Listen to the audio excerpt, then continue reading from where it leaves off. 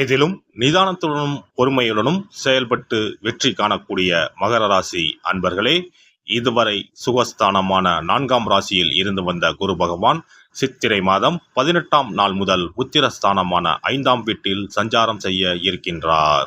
புத்திரஸ்தானத்தில் இருக்கின்ற குரு பகவான் தான் நின்ற ராசியில் இருந்து 5ஆம் பார்வையாக கன்னி ராசியான பாக்கியஸ்தானத்தையும், 7ஆம் பார்வையாக விருச்சிக ராசியான லாபஸ்தானத்தையும், 9ஆம் பார்வையாக மகர ராசியான ராசிஸ்தானத்தையும் பார்வையிட இருக்கின்றார். குரு பகவான் 5ஆம் பார்வையாக பாக்கியஸ்தானத்தை பார்ப்பதால் வழக்கு சார்ந்த விஷயங்களில் தெளிவான முடிவு கிடைக்கும்.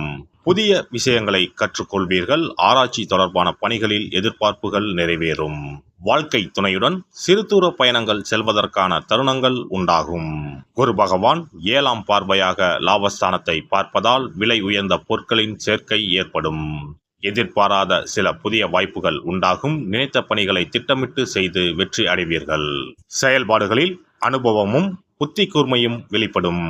குரு பகவான் 9ஆம் பார்வையாக ராசிஸ்தானத்தை பார்ப்பதால் குணநலன்களில் சில மாற்றங்கள் ஏற்படும். புதுவிதமான கனவுகள் பிறக்கும். மற்றவர்களின் கருத்துக்களுக்கு மதிப்பளித்து செயல்படவும். மனதளவில் இருந்து வந்த கவலைகள் குறைந்து தெளிவு பிறக்கும். சிறு சிறு விஷயங்களிலும் மனநிறைவு ஏற்படும்.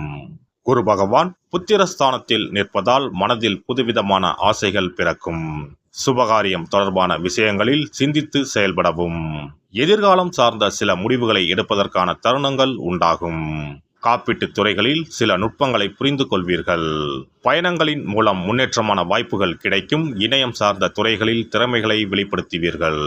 குரு பகவானின் நட்சத்திர சஞ்சார பலன்கள். குரு பகவான் கிருத்திகை நட்சத்திரத்தில் சஞ்சரிப்பதால் நீண்ட நாள் பிரச்சனைகளுக்கு தெளிவான முடிவு பிறக்கும். கொடுக்கல் வாங்கல் தொடர்பான விஷயங்களில் சில நுட்பங்களை புரிந்து கொள்வீர்கள். பூர்வீக சொத்துக்களின் மூலம் ஆதாயம் ஏற்படும். எந்த ஒரு செயலிலும் நிதானத்தை கடைபிடிப்பது அனுகூலத்தை ஏற்படுத்தும். குரு பகவான் ரோகிணி நட்சத்திரத்தில் சஞ்சரிப்பதால் சுபகாரியம் தொடர்பான எண்ணங்கள் கைகூடும். குழந்தைகளின் வழியில் மகிழ்ச்சியான செய்திகளும் சம்பவங்களும் நடைபெறும். கூட்டாளிகளின் எண்ணங்களை புரிந்து கொள்வீர்கள். நெருக்கடியான சூழல் படிப்படியாக குறையும். குரு பகவான் மிருகசிரீச நட்சத்திரத்தில் சஞ்சரிப்பதால் திறமைக்கு உண்டான மதிப்பு கிடைக்கும். கடன் பிரச்சனைகள் குறையும். பயணங்களின் மூலம் ஆதாயம் ஏற்படும்.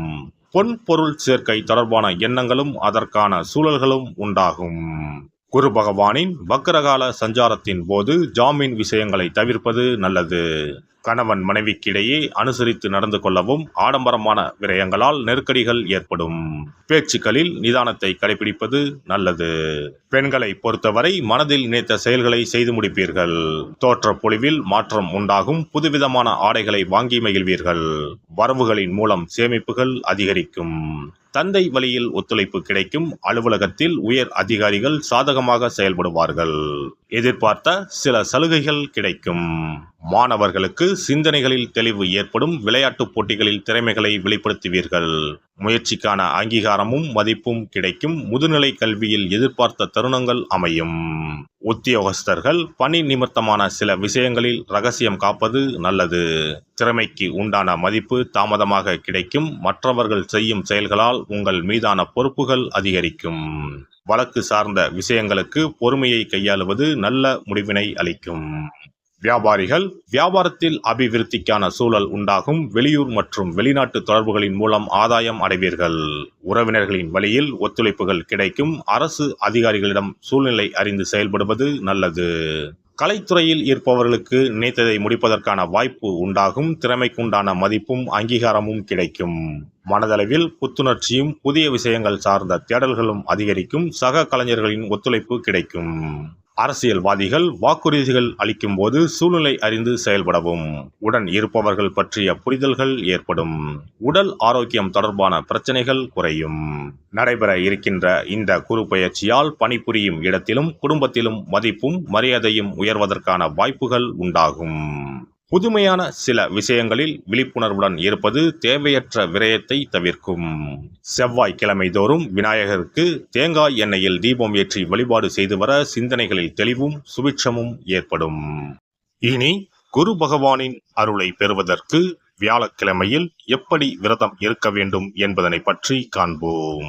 குரு பகவானின் அருள் இருந்தால்தான் வாழ்வில் மங்கள காரியங்கள் தடையின்றி நடந்து கொண்டே இருக்கும். இவரின் அருளை பரிபூர்ணமாக பெற வேண்டும் என்றால் அவருக்குரிய வியாழக்கிழமையில் விரதம் இருந்தாலே போதும். குரு பகவானுக்குரிய விரதத்தை கடைபிடிக்க நினைப்பவர்கள் சுக்கிலபட்சம் எனப்படும் வளர்பிறையில் வரும் வியாழக்கிழமைகளில் இந்த விரதத்தை இருக்கலாம். ஒரு வருடத்தில் தொடர்ந்து 16 வளர்பிறை வியாழக்கிழமைகள் வரும். இந்த நாட்களில் விரதம் இருந்தால் எண்ணற்ற பலன்கள் கிடைக்கும்.